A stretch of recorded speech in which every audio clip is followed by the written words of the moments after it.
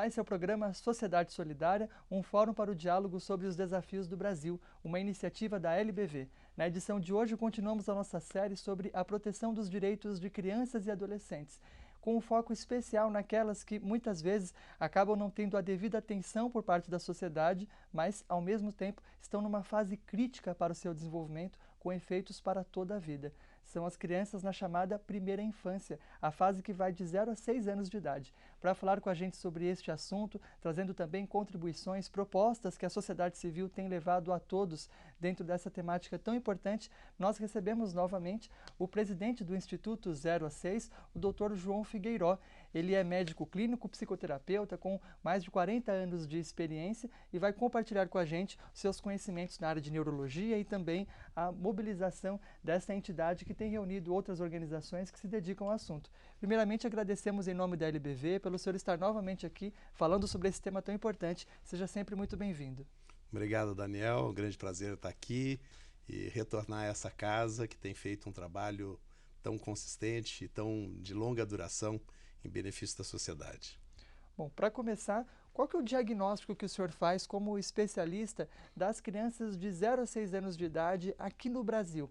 Elas têm, de forma geral, recebido as condições de que precisam para poderem se desenvolver com saúde, com qualidade?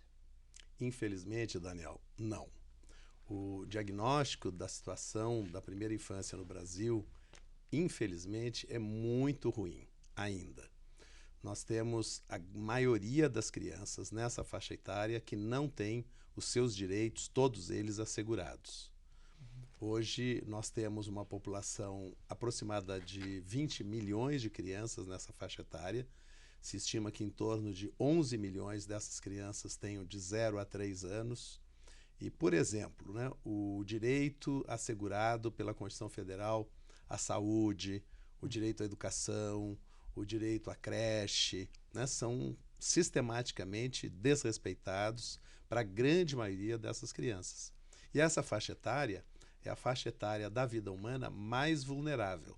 Então, nós estamos falando de uma população de extrema vulnerabilidade simplesmente pela faixa etária. Agora, se você acrescentar a outros fatores de risco a que essa população está submetida, a situação é bem ruim, infelizmente uma situação dramática que precisa de atenção especial da família, da sociedade e do Estado. Avaliando o desenvolvimento do nosso país, quais seriam, no seu ponto de vista, os principais avanços e desafios do Brasil nessa área? Bom, um avanço importante que o Brasil teve foi na redução da mortalidade infantil. Sem dúvida, o Brasil atingiu as metas dos objetivos do milênio nessa questão da mortalidade infantil. Já não podemos dizer a mesma coisa em relação à mortalidade materna, que o Brasil, infelizmente, não conseguiu fazer avanços significativos.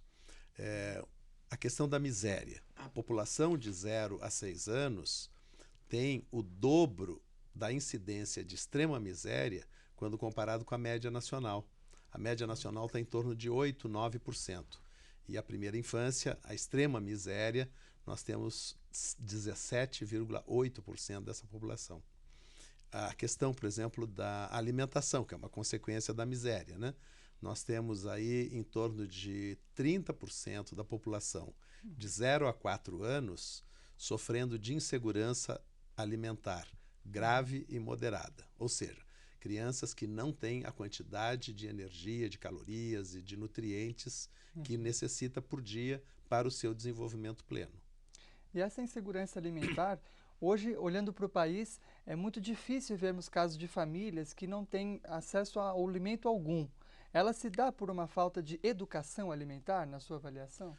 Olha, os estudos, não só no Brasil, mas no mundo, mostram que o planeta está produzindo mais alimento do que o necessário para alimentar toda a população do planeta Terra. O que existe é uma grande especulação financeira sobre os alimentos, que eleva muito o custo, problema de distribuição e de acesso aos alimentos. Então, a distribuição dos alimentos segue aquilo que nós vemos na sociedade, de total desigualdade de acordo com os desníveis socioeconômicos. E ainda há muito desperdício, especialmente no Brasil. Muito desperdício.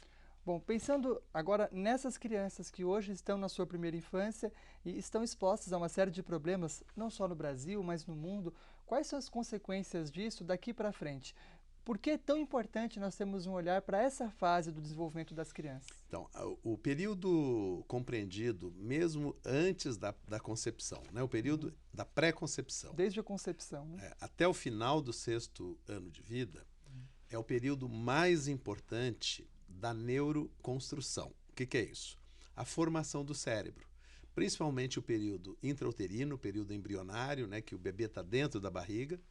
E os primeiros 3 anos de vida são períodos de intensa construção de neurônios, de formação de ligações, de circuitos cerebrais, né? Então, os primeiros 3 anos de vida são fundamentais. É quando, vamos dizer assim, o nosso hardware, né, aquilo que é a parte física do circuito cerebral, vai se formar. Esses circuitos, uma vez formados ou não formados, eles tendem a permanecer desta forma para a vida toda.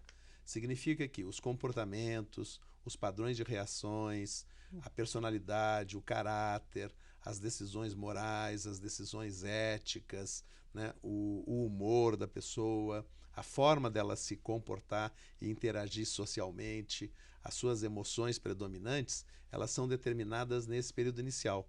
A capacidade de aprender, a capacidade de produzir, né? Então, todas essas competências se desenvolvem muito precocemente. E o cérebro e as competências cerebrais e mentais, elas são como uma escada, né? O segundo degrau se faz sobre o primeiro e o terceiro sobre o segundo e assim por diante. Significa que se você tem um início que é precário, insuficiente, seja de estímulo, de alimentação, de afeto, de vínculos amorosos, consistentes e confiáveis, de um ambiente seguro, né, de ter nutrientes sociais, biológicos e psíquicos adequados, a privação disso causa efeitos que são duradouros na vida inteira. Se a criança, agora no lado mais negativo, se a criança, por exemplo, é vítima de violência, vítima de abuso psíquico, sexual, físico, essas marcas cerebralmente, né, elas ficam definitivamente determinando, influenciando o comportamento do indivíduo adulto.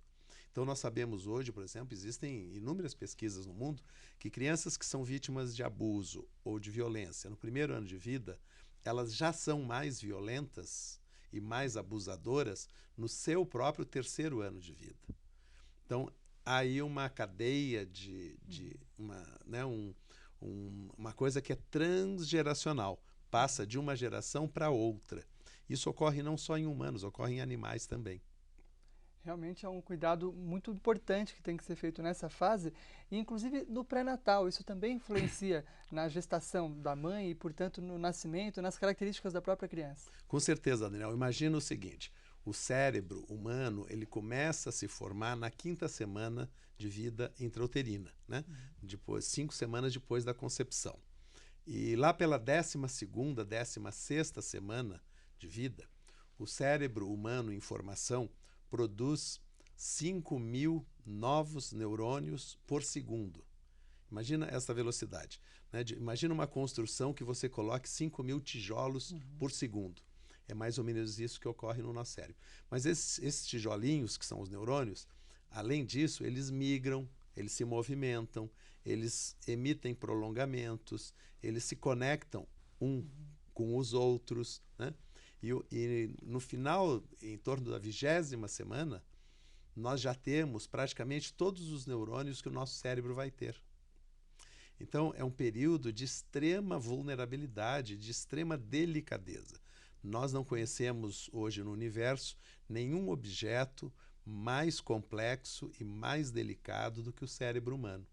Isso significa que se nesta construção você coloca, por exemplo, nicotina, álcool, crack, cocaína, né? Ou até as experiências emocionais que a mãe vivencia. Exatamente. Então, se você coloca uma substância tóxica ou coloca a mãe diante de uma circunstância de um estresse tóxico, nocivo, né? Isso vai perturbar de uma forma muito relevante esta construção do cérebro que tem essa delicadeza. Bom, diante de tudo isso, como criar condições melhores para que essas famílias, essas mães, essas crianças possam se desenvolver plenamente e com saúde? É sobre isso que falaremos no próximo bloco, quando conheceremos a experiência do Instituto 0 a 6 das entidades que compõem o Movimento Nacional pela Primeira Infância. O programa Sociedade Solidária conversa hoje com o Dr. João Figueiró, presidente do Instituto 0 a 6. A gente vai para o breve intervalo e daqui a pouco continua com esse bate-papo.